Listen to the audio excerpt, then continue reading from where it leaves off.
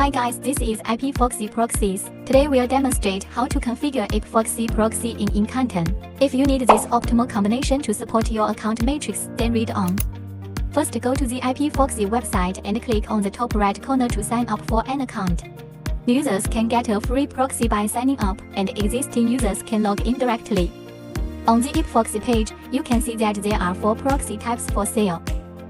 New users can get 3 free proxies trial here. Let's talk about configuring static proxies and rotating proxies separately.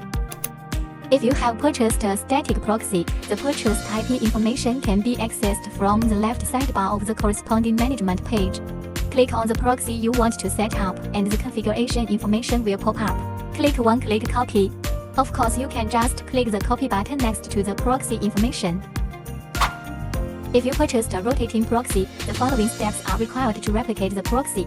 Go to rotating from the left sidebar. Fill in the rotating proxy parameters you need to specify in turn. In the format field, for simplicity of configuration later, you can choose the same options as I did.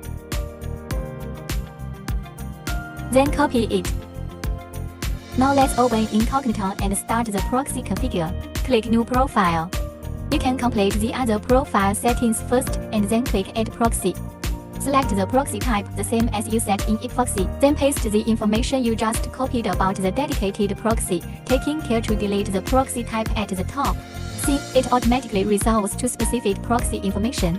Then click Check Proxy. Check that there is no error, click Create Profile. That is successfully configured. Open this profile can use proxy.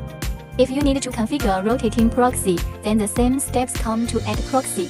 Here, you can just paste the rotating proxy you just copied. You can tick the rotating proxy option and fill in the switching displayed by IPFoxy. Follow the same procedure as before to create the profile. You are all done here enjoying your IPFoxy proxy.